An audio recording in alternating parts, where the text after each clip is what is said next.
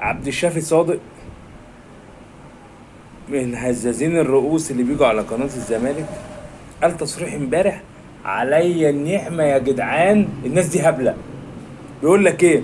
بيقول لك ان مدرب الاتحاد المنستيري قال له شخصيا، يعني هو قاعد مع المدرب وكلمه، بيقول له ان الزمالك احسن فريق في البطولة العربية واحسن من نادي النصر السعودي كمان. بتاخد رأي؟ يعني هو قال لك كده، يعني رأيه كده مقدس؟ ده فرقة انت راقعها 4، يعني مدرب عيان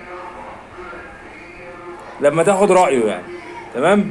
او لما يقول هو يقول رأيه. بعدين انت يا عم احلى من النصر، ما كسبتوش ليه وصعدت بداله؟ ما كسبتش الشباب السعودي اللي هي فرقة عيانة ليه؟